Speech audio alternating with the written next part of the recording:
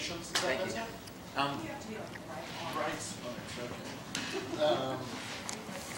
And Colloquium is dedicated or devoted to topics, to individuals, to historical moments that for various reasons have been scorned or patronized, deleted from public memory, dismissed as failures, deemed impossible, unimaginable.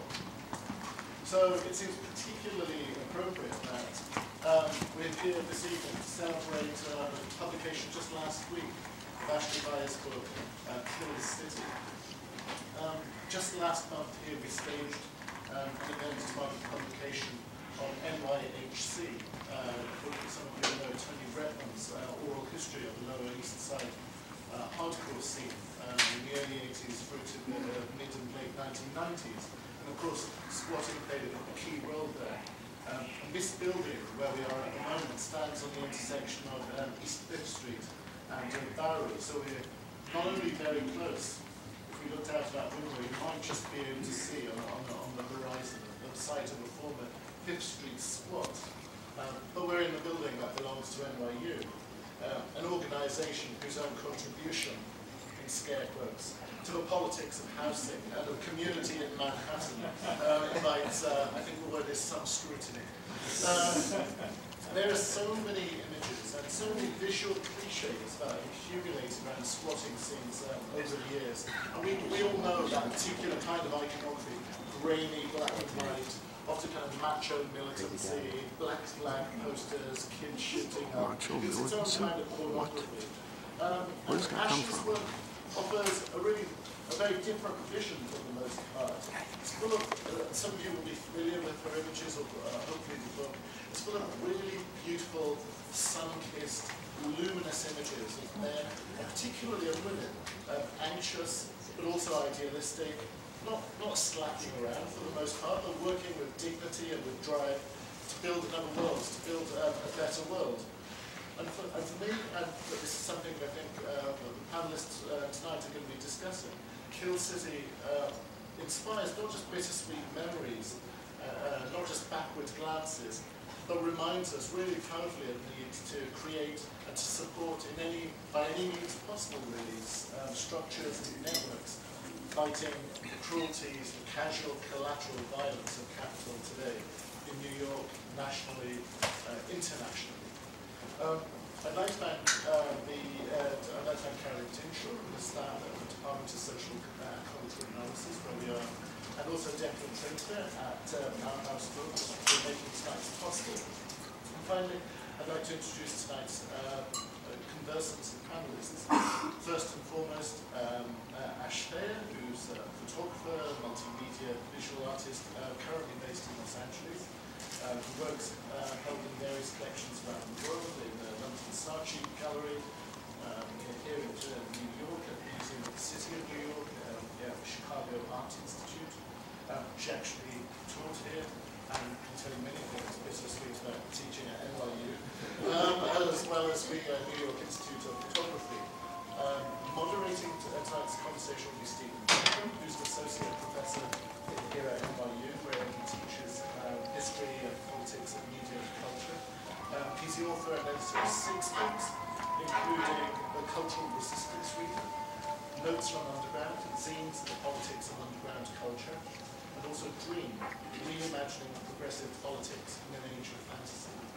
He's presently co-director of Center for Artistic Activism, and he lived in East Village throughout the 1990s, during which period he co-founded the community activist group Lower East Side Collective. Also, on our panel this evening is going to be Peter Spagnuolo. He's a poet living in Brooklyn. He squatted on the Lower East Side in the 1980s, organized the East 13th Street squatters in landmark litigation against New York City in 1994. He co-founded the community radio station Steel Miss Radio, 88.7. As well as the Lower East Side Squatter-Homesteader archive, which is currently housed at the Tamiment Collection at NYU. He's worked as researcher and writer on Palestinian human and civil rights issues for well over a decade at Stanley Cohen and Associates. And finally, but by no means least,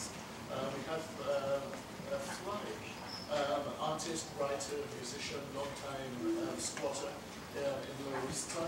She's a member of World War III Illustrated Collective. She's been producing zines since 1984. She's published several books, including, I don't know quite how to pronounce it, but I'll try Chronic Riot Spasm. That's it. Said very quickly. We have lots of exclamation points. And also PEOPS, Portraits and Stories of People, which came out from Soft Skull in 2003. Bly herself has been documenting the squatting movement since the late 1980s, and she's currently working on a project called Unreal Estate, a history of squatting in the Lower East Side. And I was really happy to learn just yesterday that she was one of the recipients of the 2013 Cathy Acker Award for excellence within the avant-garde. So the format for this evening is that Ash is going to be giving a slideshow and kind of a presentation about her work for about, in case you're not familiar with it, for about half an hour. And then we're going to move on to a discussion moderated by Stephen about some of the themes raised by the book, or thoughts provoked by the book.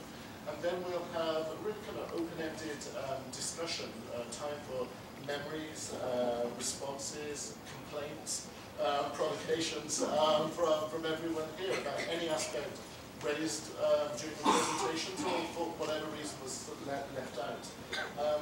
I'll say also we haven't brought in too many copies of the book, but we have a handful of copies which are available for sale, and Ashley would be absolutely happy to sign it, any of those for you. So do come find us afterwards. There's drinks sort of over there, so feel entitled to drink yourself silly. And thank you all very much for coming, and thank you to Ashley.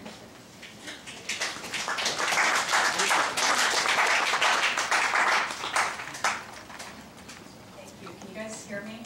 I have to be this close, right? It's like almost in the mountain. Hi, everybody. Does everyone have a drink? If you don't, you can go get one now while I'm saying thank you to people. So thank you for having me. Thank you for moderating. I mean, one thing that's just really obvious to me that nothing happens out. Well, this project didn't happen outside of community. It was a group of people that. Why this is an object to look at and flip through today, and a lot of people contributed content to it, stories, editing. So there's a lot of people to thank, and I don't know if any of you guys are students. Are any of you students here? Okay, cool. Make friends with each other, because you'll be the ones helping each other out 20 years from now when you're out of school and want to produce your work. And some of you guys are going to be curators and writers, and I just want to encourage you to make your good friends in school. Like, it's a valuable asset. So hold tight to that. That's my biggest point of advice. So what's really cool is this has been sitting around for like 20 years. I've drugged these negatives through different squats and different places that I've lived all over the country. And then within New York, I've lived in 20 different places. Within LA, I've lived in like 6 different places. I live there now. And the first thing that came up was an article in the New York Times, which then everyone started to see the work. So we needed like, endorsement or acknowledgement from an institution of influence, which actually ironically used to critique us and wasn't the most positive outlet. Both the New York Times and the New York Post, which I think is publishing an article within the next week. So that's pretty good. It kind of redeems those publications for us, I think. And okay, I feel like I'm talking too much. Anyway, that's just really cool, because there's people that were my age who are now writing at these publications now. So you really can change perspectives within media and culture with your years to come, and you can change it from within these institutions. So I don't think that everyone has to, have a mohawk and say fuck the system in order to change everything. I mean, that has its time and its place, and we need that for sure, as Occupy Wall Street has shown and as we have shown, but you can also work within the system, I think. So that's just my opinion. And Bly and Peter will have their opinion too. Okay, so So this is, I do have some kind of masculine black and white macho shots. These are like the first few rolls of film that I was shooting and developing at SVA. I actually don't know who took this picture, but this is me on C-Squat Stoop, probably in 1993. This is just one of the abandoned lots on Avenue C. This is the front of C-Squat, probably 93. That was the first building that I lived in. I was going to SBA. I was broke. I was living on student loans. I lived in a couple of different apartments. Got kicked out of one because there were like 6 teenagers there, just being, shitty occupants basically. We got kicked out of there. Then I was living in Sunset Park, way out, like from Tennessee. Got kicked out of there, and then someone who was squatting, who I knew from the punk scene, was like, hey, come live here. And I was like, okay, cool, I don't have a place to live, let me check it out. And it was definitely like, I found out what squatting was as I was living there. And this was like the first room I walked into in C-Squat, so it's not really warm and friendly, and it was like a pretty intimidating environment for me at the time. And I was even into punk culture then, but it was like super dark and had no running water. And these were my first, the guy in the background was Brett. He's the first person to take me in at C-Squat. Gay Brett, he's in California right now. So this is literally the room I lived in. This was the second place I lived in. Someone left town and needed someone to watch their space, which that was like the front part of that apartment, which is now like a finished apartment now. But again, not really what your parents think that you're doing when you go off to college and into school.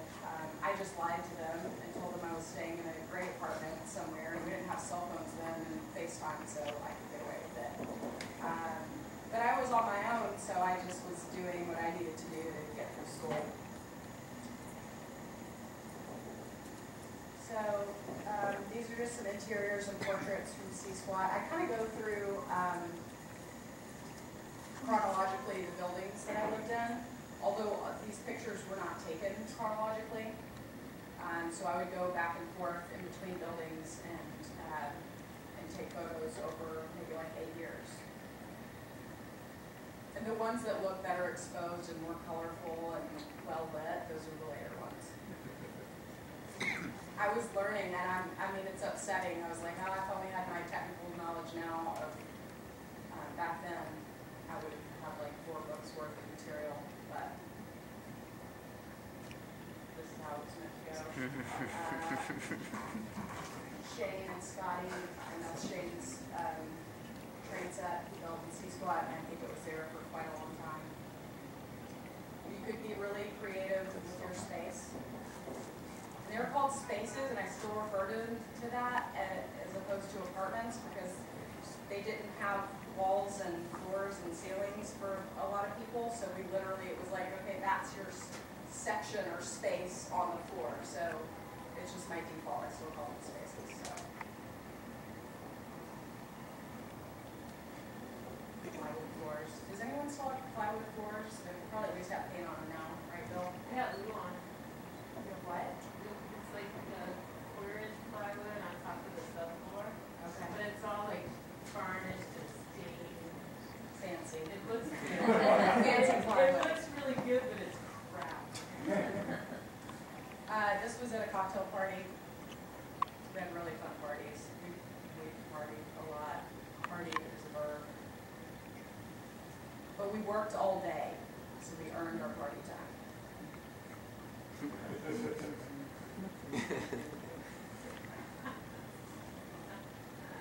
And Danielle looking really happy. I just love this because it's like that zoned out party, like punk rock depression mode of the party where you're just, I don't know, I probably shouldn't ad lib too much. There's Brett on his fancy bike on 9th Street.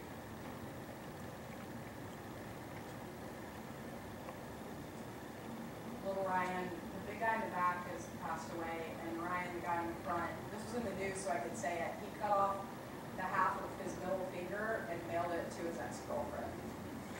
So there's that. That's the front of C Squad probably in like 94, 95. Is it one of his stories? No, it was in the news because I think he was arrested. And, Oh, back at the time of his I'm just curious what. yes. Yeah, like guy mails his middle finger to his girlfriend. Yeah, yeah, like in the news. I mean, he talked about it. He showed up where I was bartending and was like, "Have you read the news?" And I said no, and he like did that, and it was missing part of his finger, and then told me the story. So I think he enjoyed telling the story, but maybe he just owned it at some point. This is in front of Fifth Street Squat before we made it pretty and got in trouble for painting over the bimbo symbol because there's a whole story behind that. I feel like, yes. Where on Fifth Street is that building? Between A and B, it's torn down now. It's a huge sort of light red complex, 537, 539. You mentioned Kimbo Rivas was a Yeah. poet from the Puerto Rico community of Advocacy, and pretty much one of the full letters of Advocacy. But by the end, it's like he's kind of this wandering minstrel kind of guy who just show up at parties and recite. He's kind of famous.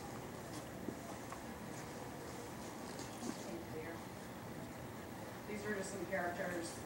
I mean, these were just kind of, this was an everyday street light on Fifth Street, but it was pretty normal. So this is the lot beside Fifth Street where they had already done a lot of cleaning out by the time I took this photograph, but there were like 6 to 8 feet of piles of garbage that the residents had cleaned out because we were planning on turning it into a garden one day. So, but it would,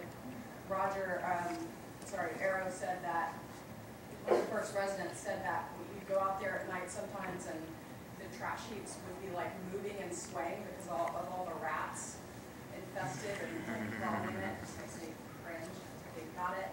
But that was a lot of work, and that was, really cleaning up the streets in the community, which Peter can talk about. They did on 13th Street, and there was a lot of really hard front work that went into these buildings, to say the least. It's in front of the street squat. One of the rooms. Some of the garbage we cleared out. It was like this dense, it was like it was a wall, like I was standing in front of it taking a picture. This was in the basement. So, you have to like sledgehammer and like that. You have to just really go at that stuff. That was one of the first toilets at Fifth Street. We were really proud of that. This is looking up the stairwell at Fifth Street before we started putting in stairwells. So those are fire escape ladders, and that's how we get up to each floor. As you can see, there's no railing. It's really dangerous. And then some people taught their dogs how to go up those ladders too. That's looking down the stairwell, which is not something you wanted to do if you were very drunk at the end of the night. Just leaning over too far. Then you could fall and die. But no one did. Oh, and the rope there that's going, you can see it, that was a pulley system, and that was the top of the pulley system, so that's how we get large objects up to the floor, like furniture and that sort of thing. And that's just sort of a view of, we had pirated electricity. We were basically stealing it from the empty building next door that Con Ed just had not shut it off. So we were running it through the through the building next door, or Peter, wait, do you know it was maybe through the manhole in the front? Through the manhole, yeah. Okay. I still have a standing judgment against me for comments, something like 108,000. Con Ed is after Peter. Well, they haven't come knocking on the door, but I get a letter every year. So, you guys have a long-term blackout at Fifth Street? I mean, I did personally, but I I think know. I remember drinking those votive candles, kind of gone. I don't remember. But so my point was we cover up our windows at night. We'd have to, if you had your lights on, we would have also barricades in case the cops ever did try to come in. So we had to black out the front. So, what? Oh, I thought you meant like we had a blackout as in the electricity went off. And then I made a joke about blacking out at the street. I drink a lot. I don't think anyone got that, or you didn't think it was funny. Either way, it's okay. So these were some temporary stairs that we made, and then we later went on to make more. Pulley system outside, again, to bring stuff up through the windows or to throw rubble out. Because we would have to like tear down the walls, and it was like the old those wooden slat walls. They weren't insulated, so in order to stay warm in the winter, we'd have to tear out what was there and rebuild our own walls. So there was a lot of stuff we threw away. And plus, people at different times had been occupying that building and just filling it with just different types of refuse, and so we took a lot of stuff out. So this is a room in progress. I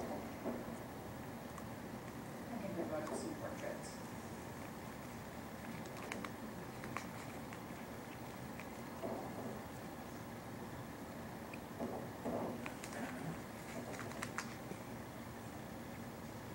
Those are post bottles. We didn't have plumbing. Saving them to throw out the roof. In case of an eviction. But I think Sid was saying the other night that it was also just a floor that it was unoccupied at the time, and I don't know, people didn't want to go downstairs or something. But I think they were storing it to throw off the roof if there was an eviction. I feel like I need to speed through it because it's 7:03 already. I'm still on history.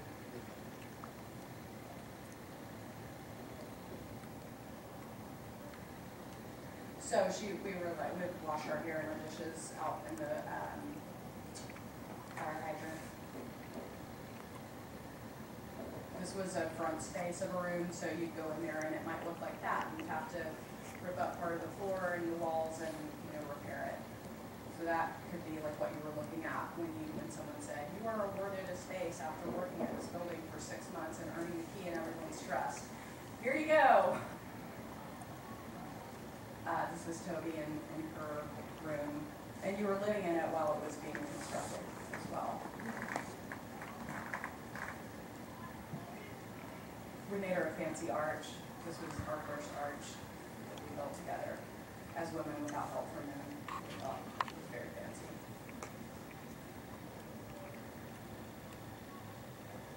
If you guys have any questions, please ask away.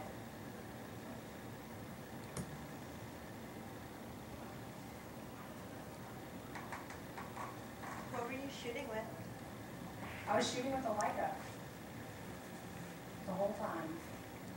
I think I shot a few 4x5, but it was so unwieldy and it was so dusty in those environments that I couldn't handle it.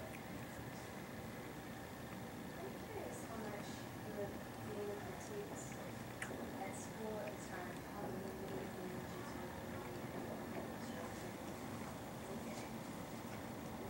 Thank you for that question, Corin. It was strange because in the beginning, people were so down on squatters and punk kids, I think because it was the 90s and it was such a, people were very judgmental and very dismissive of my subject matter.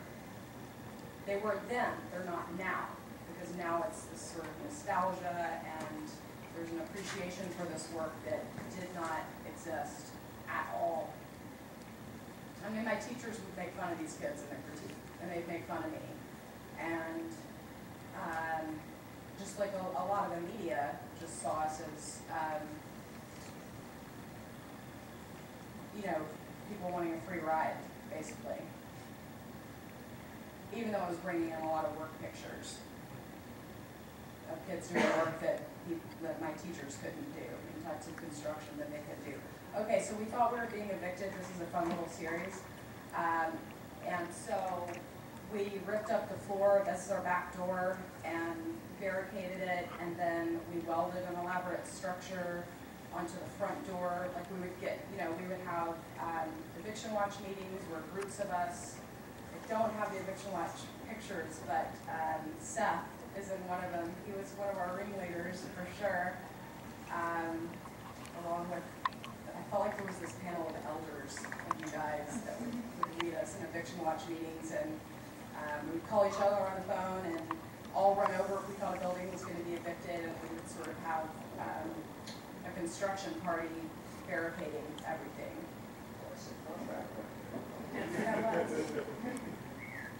I think, no. Can you tell me where the majority of these people are from? Or were people from other places that came here, students? I was the only student that I knew of, but I was hanging out with a pretty specific demographic, which is in this book, which is like a lot of crusty punk, runaway kids, kids from bad homes. Most of the people in my pictures were like the hardcore political activists. They weren't like the summer campers that would come have fun and do drugs in the summer and then leave.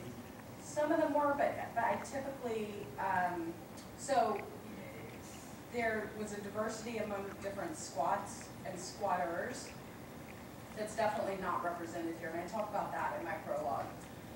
This was a street block party that we had, and we threw for our neighbors as well, and we would do fun events like that were really successful, and our neighbors would come together and we build communities. So yeah, there were families in other buildings, there were children. Some of the buildings were so nice at that point they didn't look like squats, or you might not know that. Some people, like Peter can talk about on 13th Street, had been working on these buildings for years, and were just at a different place in their buildings, a different stage of development.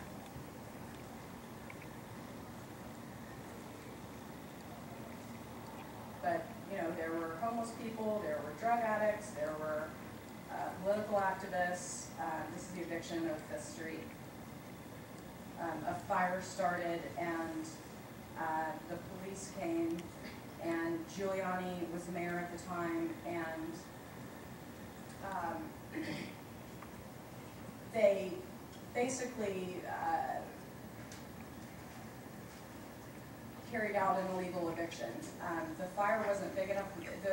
They said immediately, they were like, oh, this is too much damage to repair, we've got to knock the building down immediately. And the next day, they had the crane out there and were knocking it down. Even though the court had ordered them not to, Giuliani did it anyway, which is criminal. He broke the law, and he did this in many different times, or several different times, with evicting squats, and he got away with it because he had deep pockets behind him. Okay, so now we're at Serenity House. This is on 9th between C and D.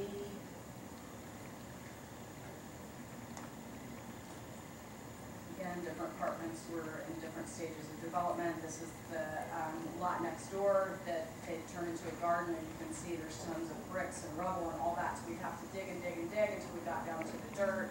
Then you made the garden. And you can see behind them the beginnings of one.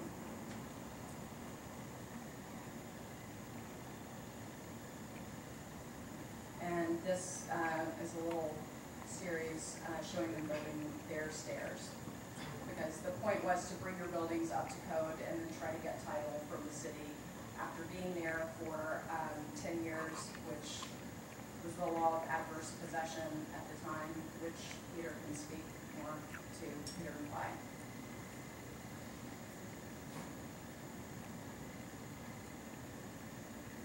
This is the roof of Serenity. This is just another shot from what's on the front of the book.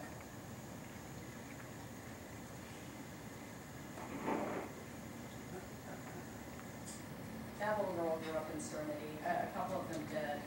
That's Rick and Alice is the little girl.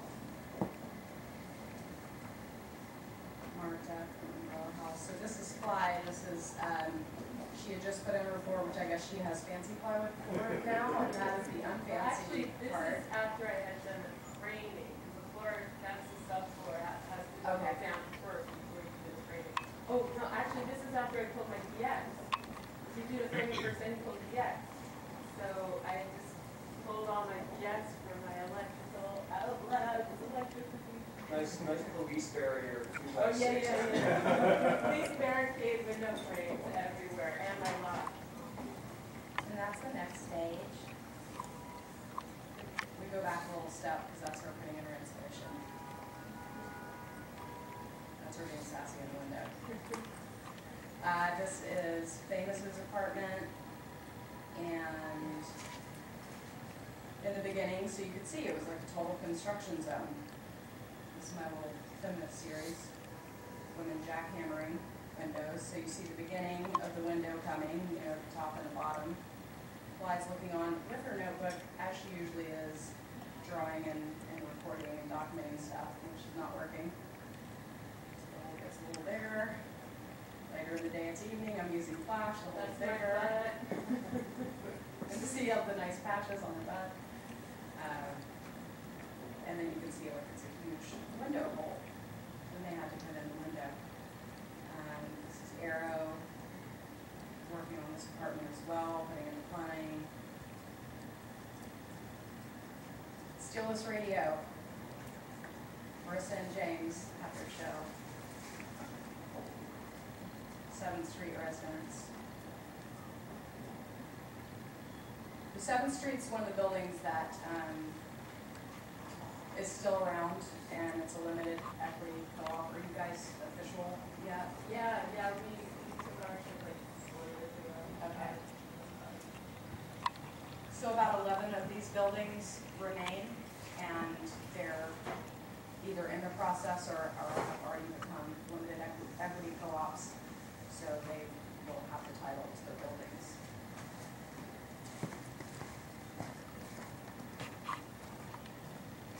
This is Dos Blocos, which was also evicted.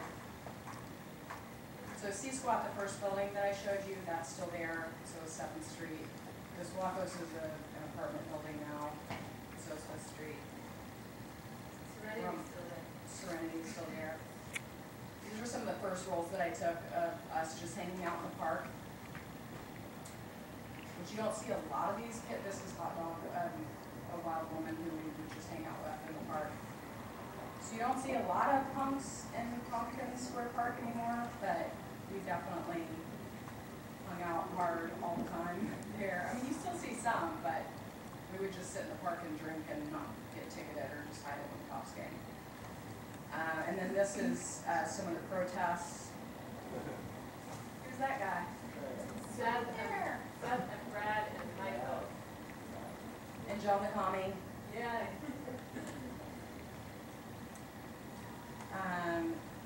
I won't go into what all these protests are because I want to get them up here talking. But there were a lot of protests, riots, demonstrations, lots of cops arresting us. This is at 13th Street. And who is that? It's Federico. Okay.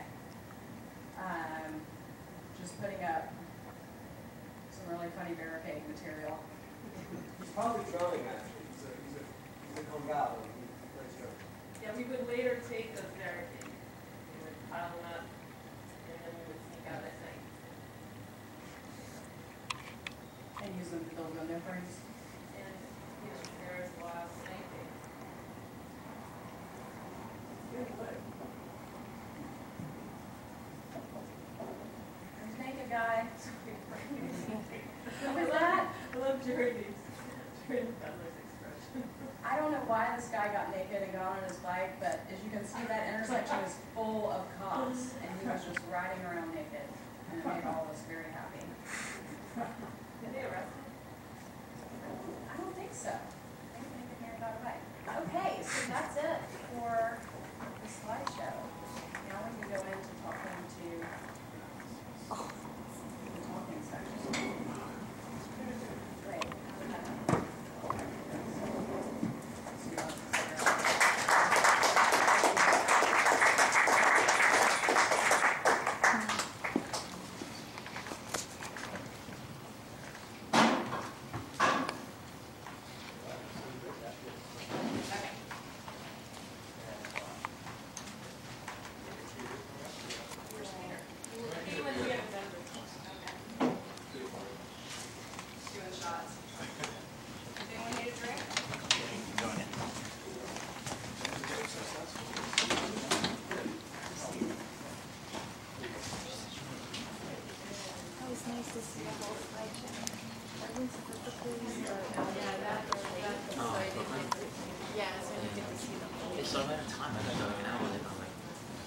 started time. Now they all start. Yeah. So it's nice to see it from the very beginning. Yeah, for sure. So it was told you to talk straight. Yeah. Eat the mic. Can you guys hear us? Great. All those old timers showed up. Can you hear me right now? Just a teeny bit higher, please. Thank you, Chris. I've been asking it all night. Now you were great before. Is this better? Oh, that's yes. Now you know Right. how it sounds when it works. So, first of all, thanks to Sukhdev for putting this on, because this is really amazing. And thanks to Ash for showing us these pictures. I haven't seen a lot of this people in a long time. And you know, to steal this radio, that desk, I remember falling over it one night when I was doing a radio show. So it's actually kind of great to come back and see some of those. But I'm not going to talk, I'm just going to ask questions, because there's so much knowledge in this room, both up here, but also on the back bench back there. And so I'm just going to ask some questions. You guys respond, people respond from the crowd. If the question you feel like you got something to say about it. And then we'll just kind of open up to generalized questions and have a real discussion. Okay? All right. So this is like an odd question, but I'm just going to ask it because for some of us in the room, the question always was like, why squat? Like, I lived on 13th Street across from Peter. I paid $425 for my apartment. At that time, I think I was putting up sheetrock and sanding floors, and I didn't make that money in about 4 or 5 days. And then for the rest of the time, I could, you know, everything was gravy in that. And you guys were, what this was, 91, 92? You guys were working really hard all the time. And so part of me is like, well, and the popular perception was, these are lazy layabouts and so on and so forth, they're taking something for free. But I could see you guys working much more than I was working. And so I guess the question was like, well, why do it? Well, for me it was necessity. I didn't have a place to live. I was kind of going from place to place. I've actually, in my adult life, barely ever lived in a regular apartment. I have some, legitimate places. I lived in some places where it was like a room in a punk house or whatever, but I lived in a lot of illegal warehouses. And, I came to New York. My first place was squatting at ABC and RIOT. It was necessity for me. I needed a place to live. And for me, I'm bipolar, and I didn't have a place. I was, after no RIOT, I couldn't stay there anymore because HPD came in and locked me out of the space. So I was sleeping on the stage at the Gargoyle Make Me Glad. And being bipolar, it's hard to be homeless. You get really unstable. And it's really, you can't really go out and find a job when you're in that situation. So Rolando, who's one of the old school homesteaders, came in and brought me over to 7th Street and put me to work mixing cement. And that's how I got, and that's a very grounding thing to do the work and to just like focus on construction work and learning how to do everything to rebuild a building, because our building was gutted, the East Wing. So yeah, long story short, necessity. For my part, I was an unrepentant drug addict. I loved taking drugs in the late 80s, mid 80s. And when I moved into the squats, I was into the drug culture and punk rock, and I didn't want to pay rent. And it was an ideological point of view, though you might, tisk and wag a finger at me, but it really was. All I wanted to do was write poetry and live free of the ideology of it. I was very conscious of it. Anybody from the audience is a squatter? I mean, was it necessity, ideology, sort of like, I love this idea of like, there's something just grounded about mixing cement and working on your place? I've squatted throughout Europe, and the most impressive thing to me about squatting in Europe is the sense of community and fighting for the idea that housing is a right, that it's a human right, that everyone should have access to housing. The Lower East Side, that was an amazing thing to witness in the 90s. I had friends who were much more active in it than myself. And I would really like to see a renaissance of that movement personally. I think that I'm happy for the people that got to keep their buildings, but I think the bureaucracy did their job of decentralizing something that was indeed a powerful force in this city. An infamous force known around the world. Anywhere you would go, people would say, go to the Lower East Side if you want to find the truth. It seems to me that squatting does like the community's answer to one, protecting the character of their own neighborhood, protecting their own community, the central community. But at the same time, various groups that played on their ethnicity or on their, let's say, on scams to pretend to create housing for the homeless, were basically set up to get city money, state money, free land, and charge rent to people, put them on a 10-year waiting list or 5-year waiting list to get an apartment. Whereas squatters were like zero-income people getting housing immediately at no cost to the city while preserving their community, which to me seemed like a much more viable option than participating in a phony scam with a phony housing group, getting money from the city and state, going on a long waiting list. By the time you get your apartment, your kids are already grown up. So squatting seems to be like an immediate response. Yeah, we believe in direct action. For no cost to the taxpayer. They say they were free loading for the taxpayer, but really didn't cost taxpayers anything for you to go into a building and fix it up at your expense. Maybe you weren't paying taxes on the building, but the city wasn't paying for you to live in the building, and it wasn't costing the city anything. Also, I don't know how you had only $500 for rent to pay, but that was really low. I was say, I never squatted, and we. In the 80s, that was pretty much Yeah, standard. I moved in there in the 80s. I That was had standard the for a same studio. rent then, but because I lived in a rent-controlled building.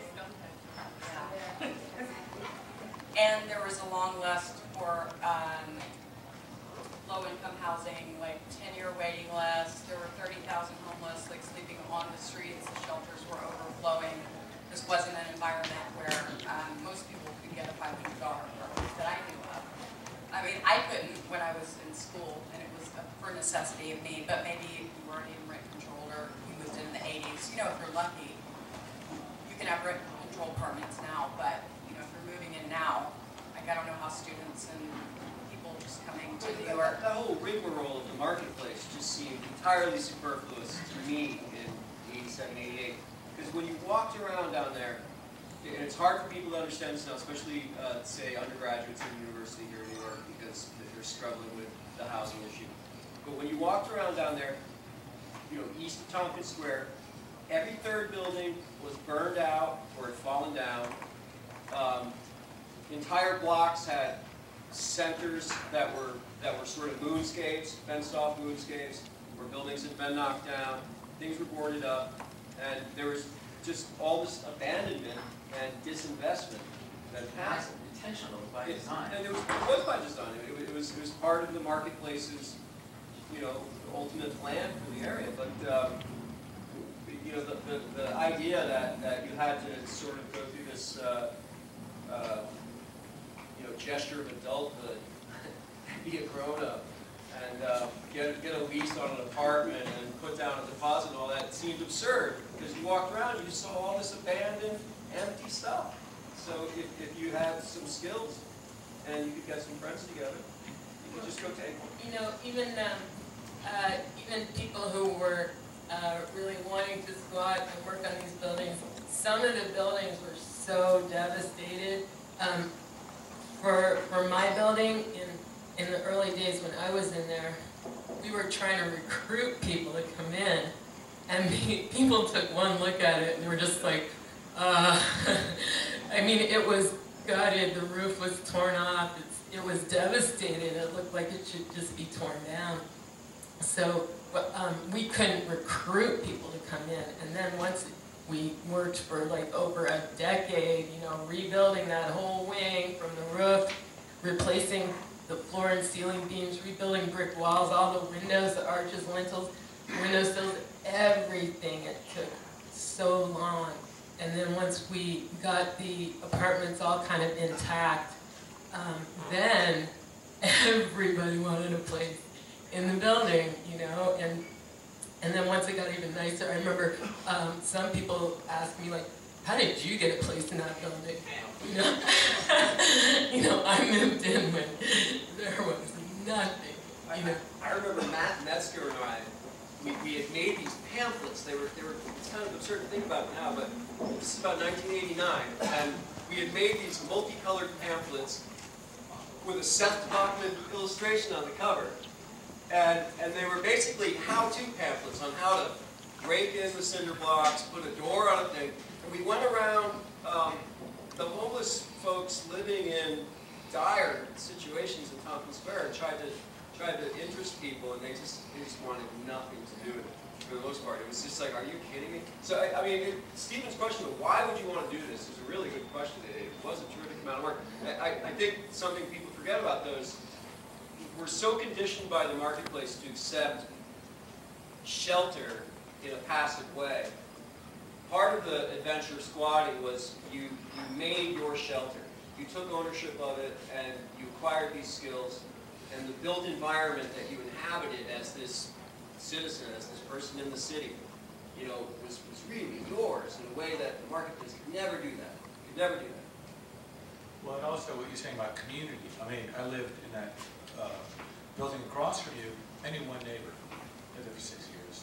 You know, and when all your pictures, Ash, are all about people hanging out together and literally in each other's business because you can just look up and see what someone's doing.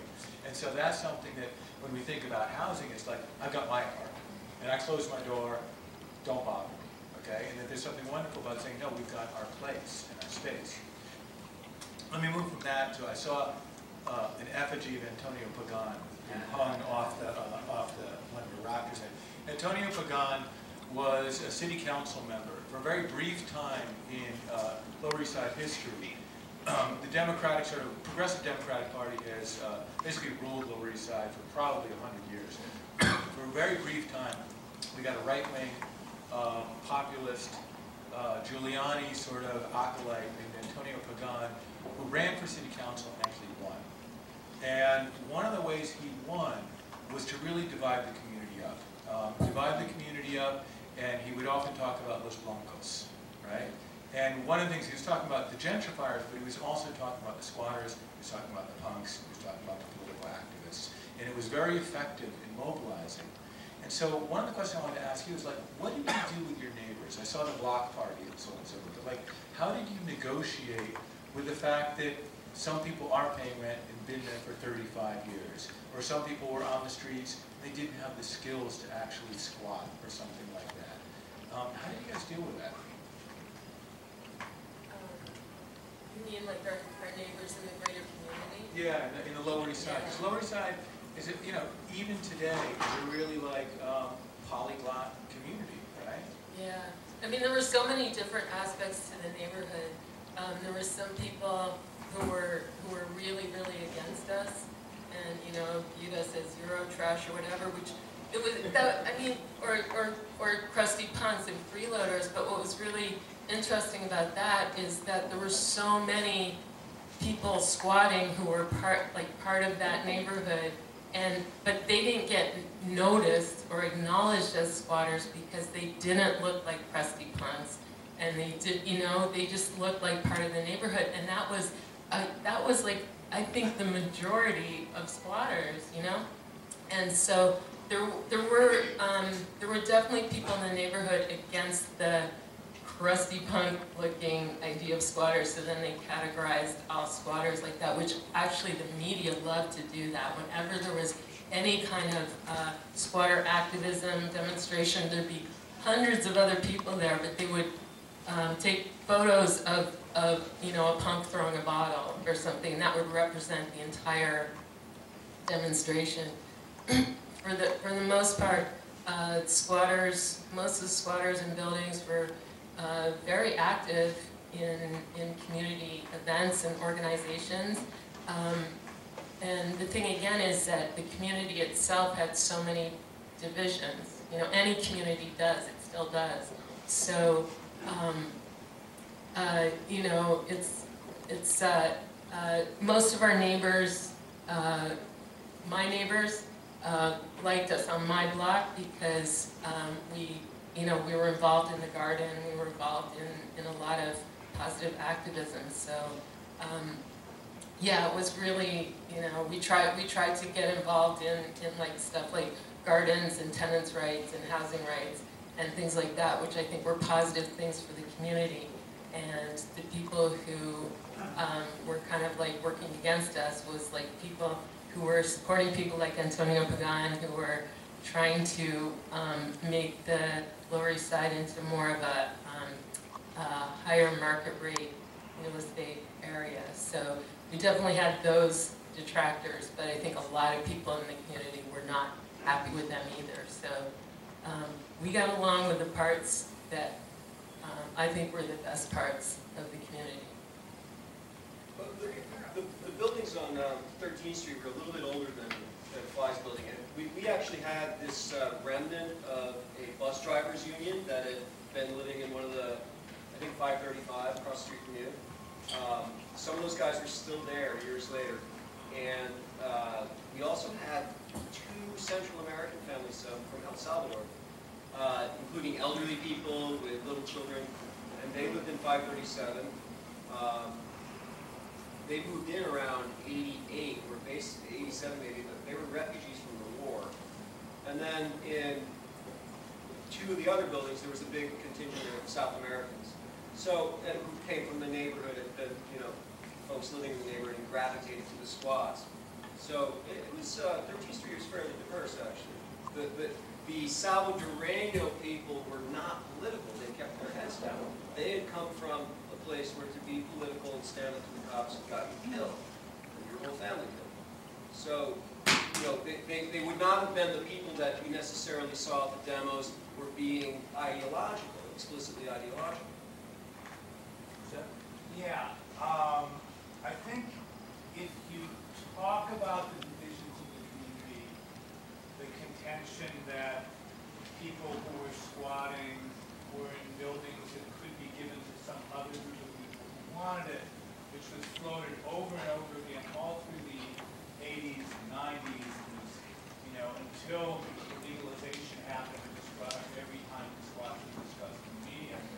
If you talk about that, there's something that has to be kept in mind, which is that we have an area that is generally referred to as Seward Park, although that's not the same as the park called Seward Park, which is below Delancey Street, number of blocks that were demolished in the late 60s and were kept empty and are now being built on now. If you walk that area, you will see that you can fit every squat that was evicted from 8th Street and 13th Street and Adam Purple's garden into that space. Okay? That space is bigger than everything that was evicted. You're talking about the future home of Delancey Gateway? Yeah. The 50-story towers? Right. But that area was kept empty because it suited the agenda of a certain constituency that wanted to keep actually Hispanics out of that area. Okay? And then we got to fight over the rest of this space. And then we got to be told, well, okay, you know, if Fly moves into a building, well, gee, she's not Puerto Rican. Shouldn't that go to a Puerto Rican? Blah, blah, blah, blah. Okay? But the fact is, the big piece of land that was being kept off the table, okay, where if someone says, oh, we've got a not-for-profit and we can build affordable housing, well, gee whiz, if you've got the money to build a whole building, you've got a whole empty lot sitting there, but you won't take that because the Democratic Party had already cut up the territory, okay, and kept most of the area away from Hispanic people, poor people, in order to preserve a Jewish voter base for Sheldon Silver in a time when Jews were, you know, had enough money to move out of Manhattan, thank you, so that base didn't exist anymore. But to keep this sort of theme park, you know, where we can pretend that it's still the shadow or something, you know. And this is the cause of all the conflict in the community. So, like,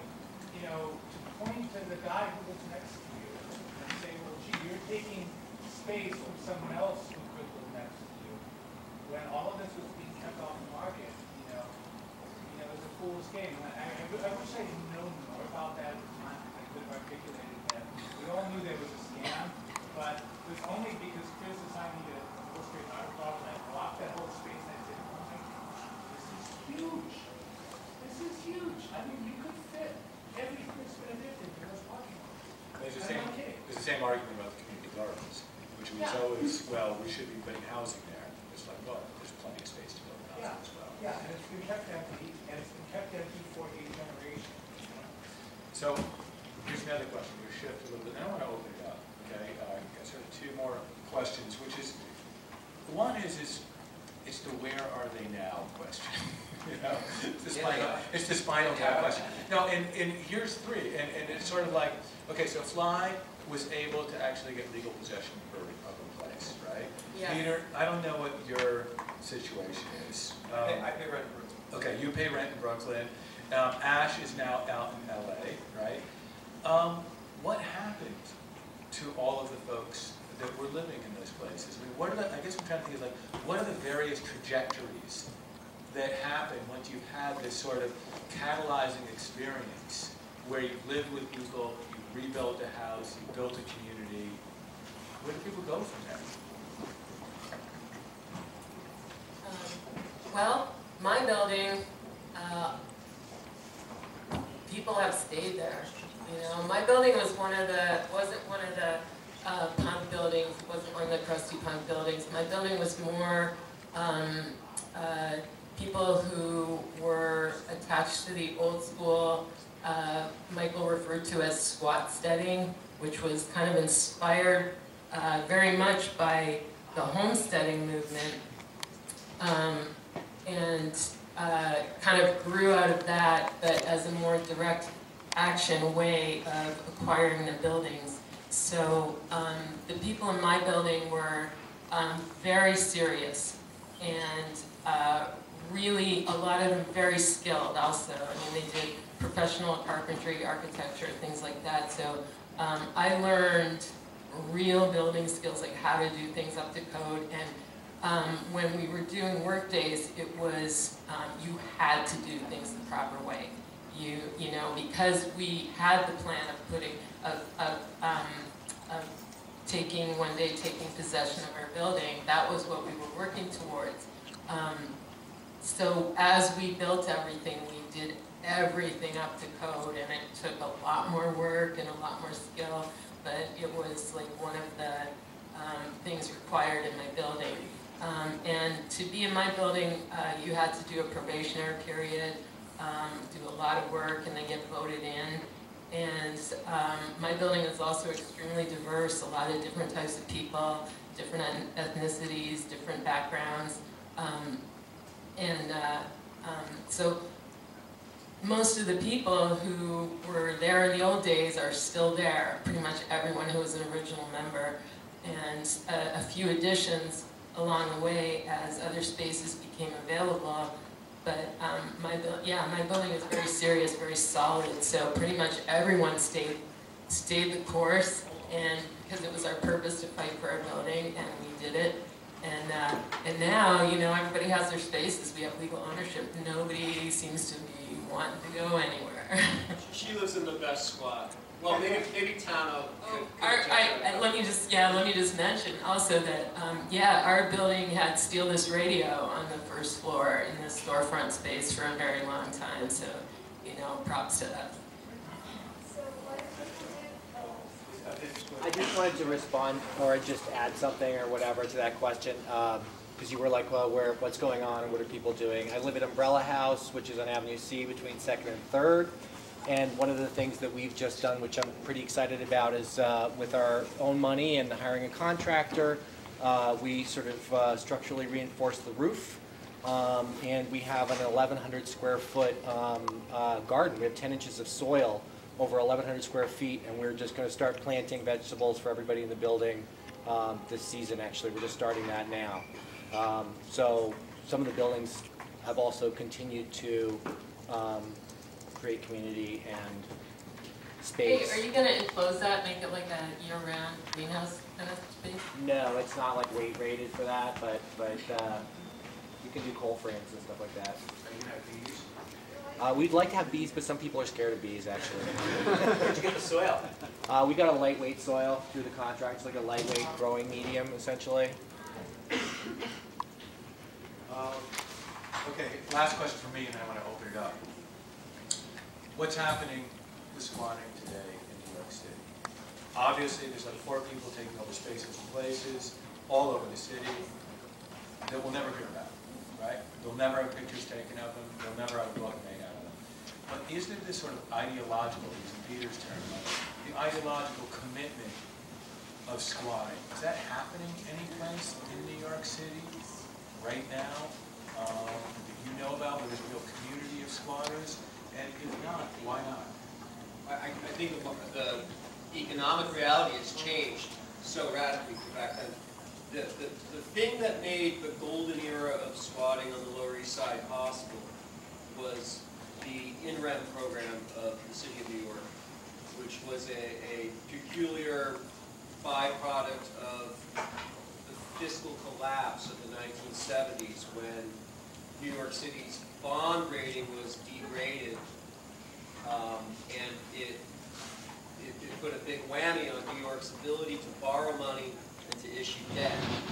And as a result of that, New York City changed in 76, 77 its rules on how it collected overdue property tax from private landlords, which private landlords used to get. You know, you'd get 6 or 8 consecutive quarters to be delinquent and not pay anything at all. And when New York City found itself in a fiscal pinch, they said, that's over with, you pay now. An unhappy byproduct of that, from the city's point of view, was they ended up as the receiver of all this property. Now that is a particular historical thing that happened in the late 70s. And it basically was the culmination of a cycle of disinvestment that hit rock bottom about that. We're now somewhere cresting towards the peak, presumably, of a cycle of reinvestment, where just about any goddamn shit house or outhouse or anything you can look at in New York City is just worth tons of money. So the historical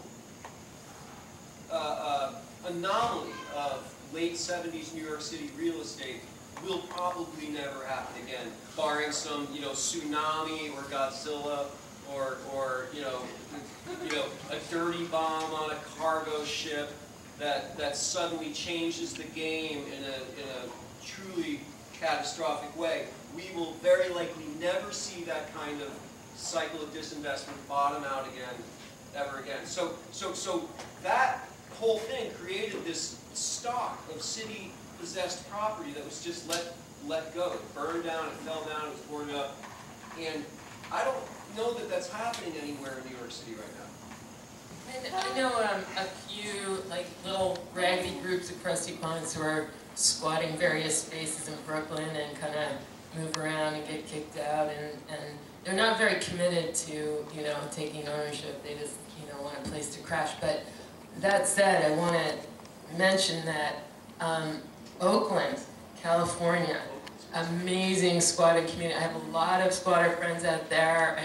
I'm out there a lot, and I get very involved. And there's unfortunately, recently there's this really great squat, Hot Mess RCA, really nice house, tree house, shacks, garden, adjoined to an old RCA record store, which was a performance space. And unfortunately, there was a fire, they got evicted. But they really fought for that building. And there's a bunch of other squats in Oakland, and this guy Steve DiCaprio, who's one of the major organizers out there, and kind of like Peter, got so involved in organizing that he then went and studied law, and now he's becoming a paralegal. And he also does a lot of solar energy stuff, and so there's a real vibrant thing happening in Oakland. And the other thing in Oakland that the squatters are doing is there's a law that on an empty lot that you can build a certain dimension of shack. So there's a shack movement in Oakland, and it's really cool. Some of these shacks are amazing, and there's like, people are like squatting these empty lots. In Oakland, there's so many empty lots.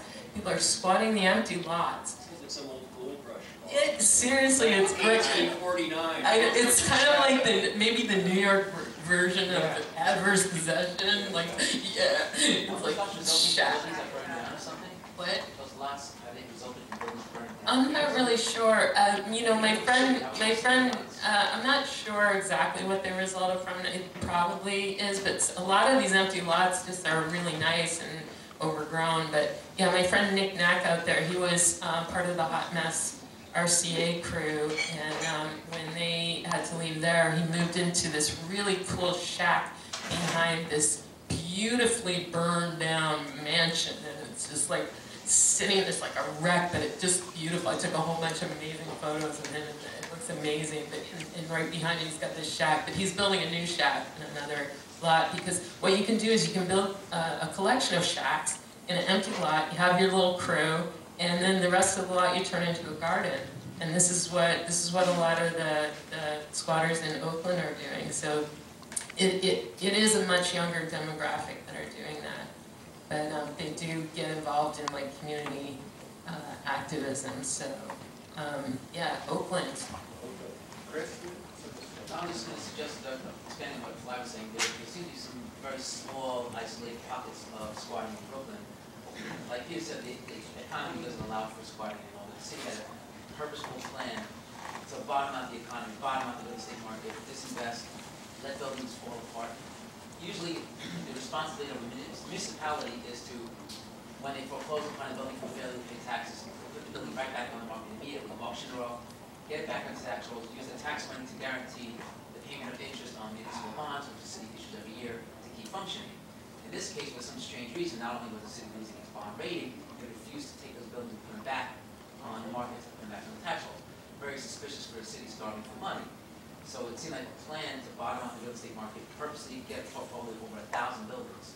Lower East Side, Brooklyn, Harlem, Bronx, South Bronx. It was very suspicious. Even as a kid, I was looking at it, why all these buildings vacant? I did not understand it. And I still, after the 80-year ride, I got even more educated as to the plan. And obviously, they bottomed out the market. They bought for pennies on the dollar, reinflated the market. You'll never get that situation again unless there's a major crash or, we're at 89 years old, the market does a whole cycle. But not likely. So there are pockets in Brooklyn that mostly foreclosed buildings that have been foreclosed upon by banks. The bank usually forecloses on big clusters of properties and just sits on them. Nobody occupies them. The bank doesn't even try to sell them, which is very strange behavior as well. I don't know what the bank's waiting for, because I think banks have a year or so to put their buildings back on the market. They're called RIOs, real estate owned properties. And the bank's not allowed to hold properties for more than a certain amount of time. But suspiciously, a lot of banks, the biggest ones, are holding big portfolios of properties. In Brooklyn, especially other parts of the city, off the market. They're not selling them, and they're not doing anything with them. That's a little suspicious as well. So some enterprising squatter groups have gone to these buildings isolated. Nothing is organized as the Lower East Side squatters or the South Bronx squatters, known as Inner City Press, which is another group very organized. But they are doing it kind of definitely way below the radar. And unfortunately, nothing really long lasting. All right, I'm going to open it up before we all move to Detroit. Detroit. I have some friends in Detroit who are really good. The same thing happened in Detroit. You see happening in Manhattan. They're bottoming out the market. They're destroying the place. Total disinvestment, rock bottom, horrible crime, and then it's going to start escalating. And watch the market peak. In the next 10 years, you can't touch the place. One of my friends bought a house for like $500 there. Watch it. 10 years from now, that'll be a $5 million house. I have a question about the I've been saying this for years. I've been saying this from 1995.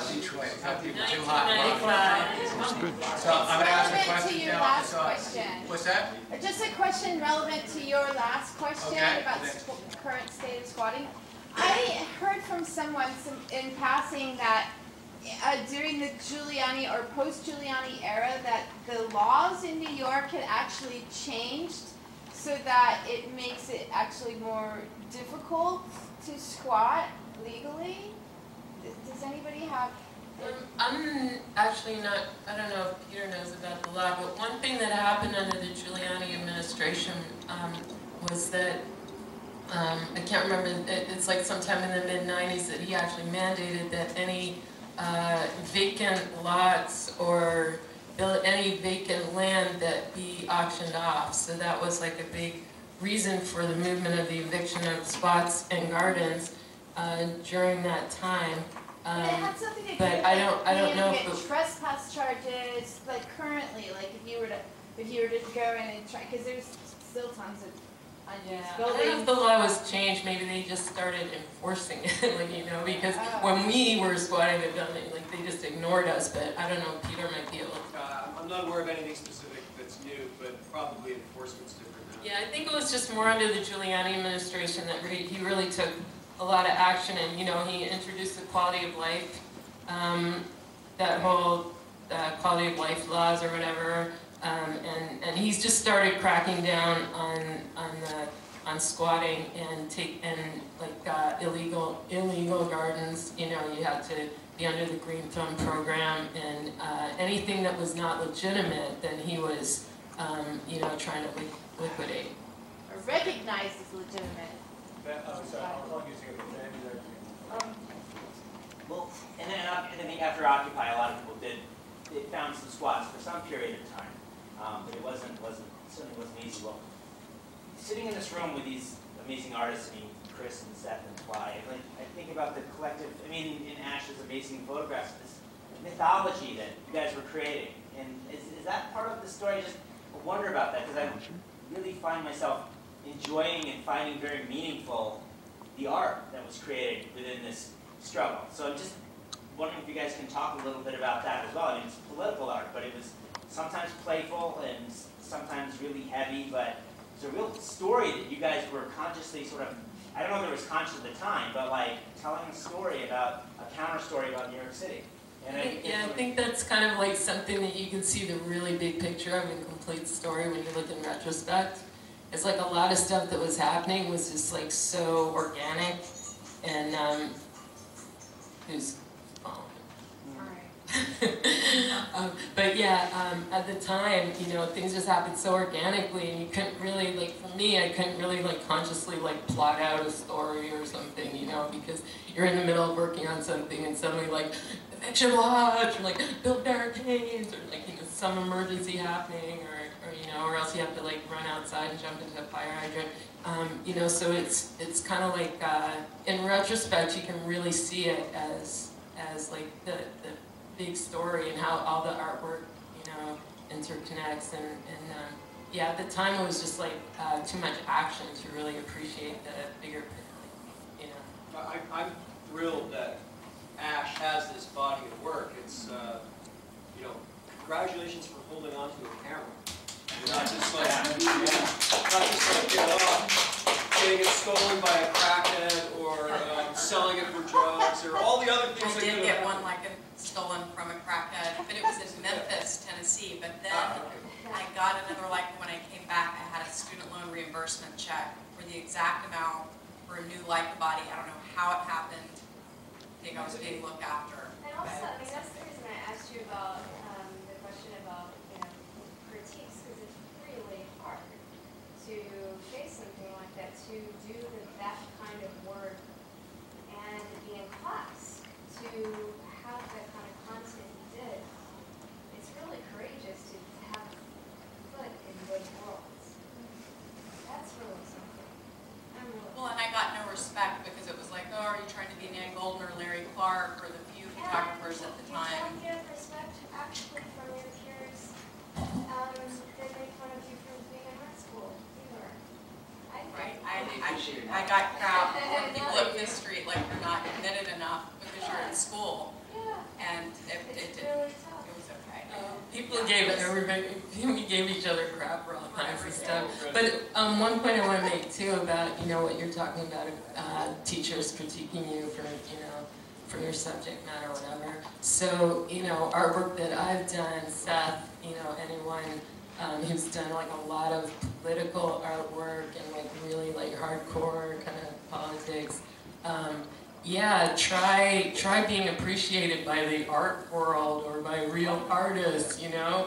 A lot of them just look at your stuff and they're just like, they just turn up their noses at it, you know. It's like not, yeah, it's not quite legitimate, but, you know, what, the whole thing that's happening with Ash's work finally being appreciated. Now, all of my archives, all of my work, I've been documenting Lower East Side since 1988, 89.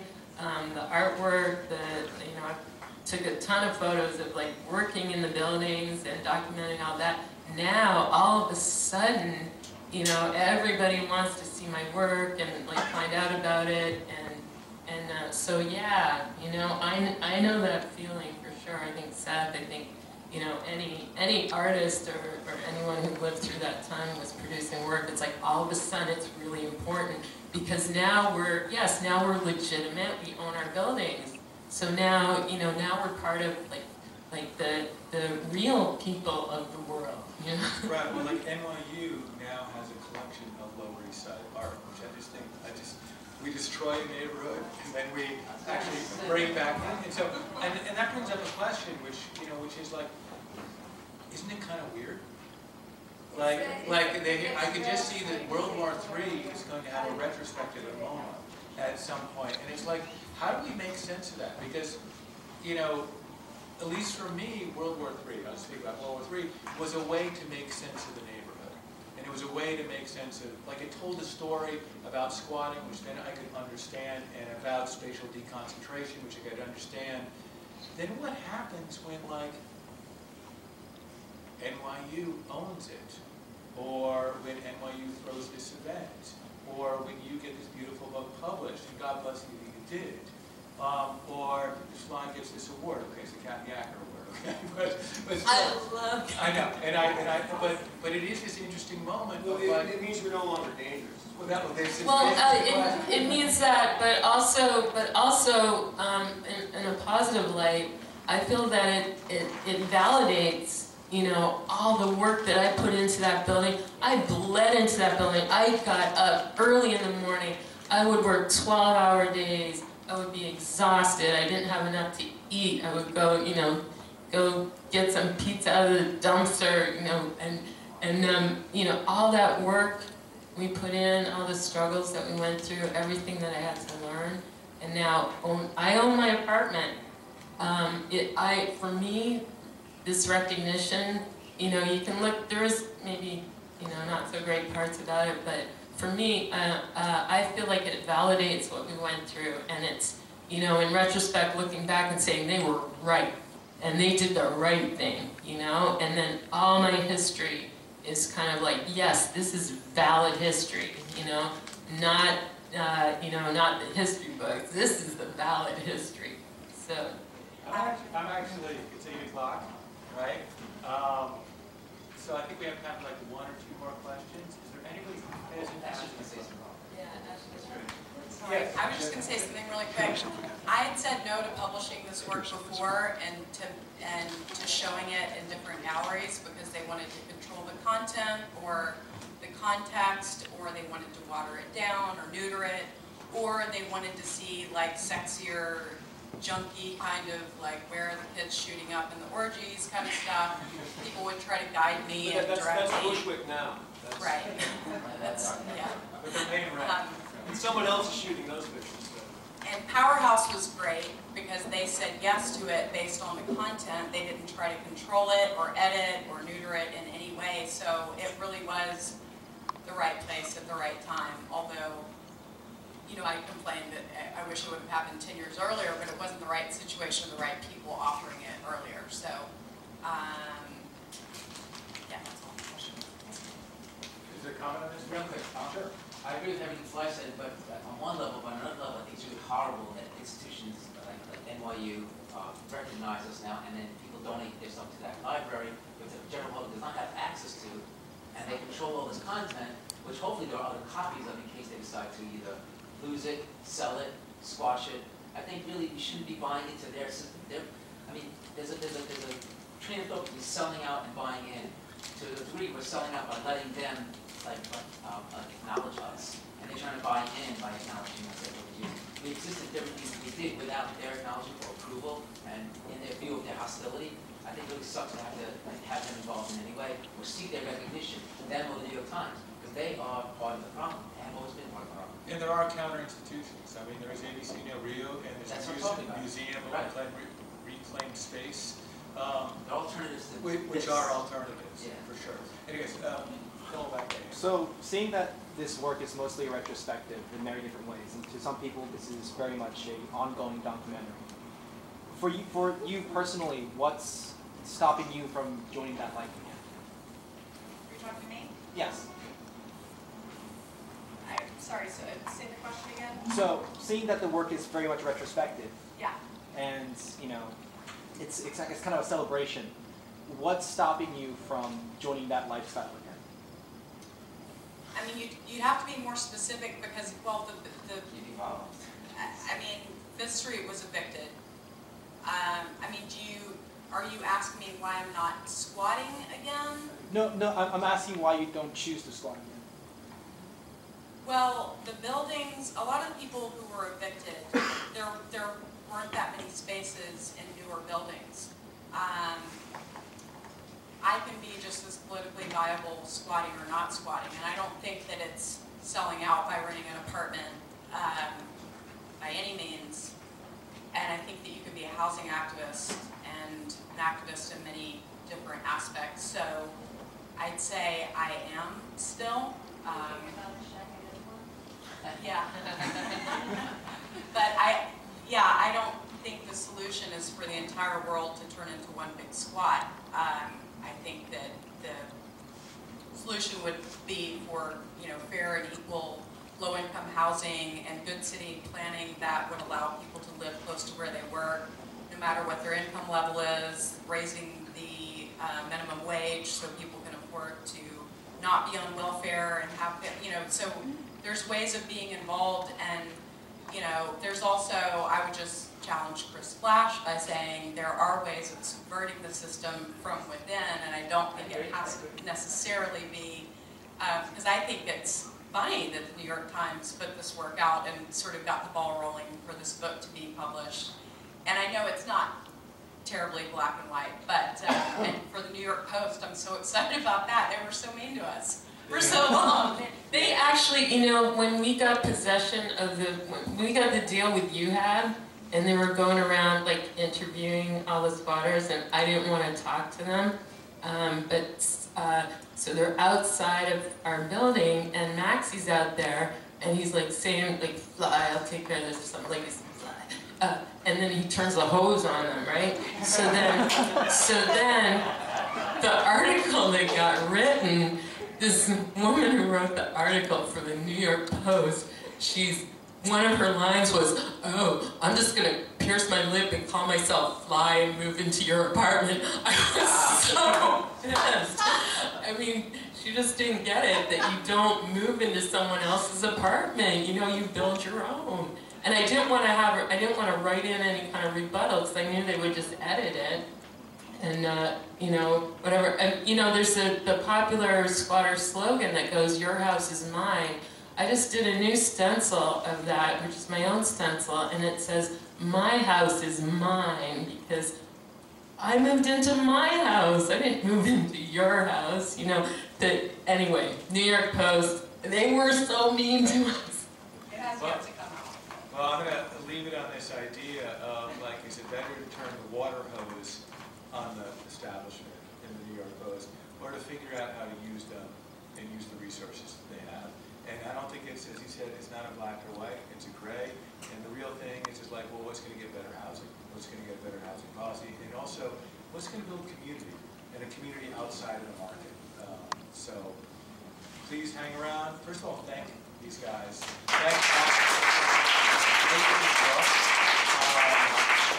for organizing this, and hang out, talk. I doubt there's any alcohol left, but whatever there's there, finish it up. And thank you for coming.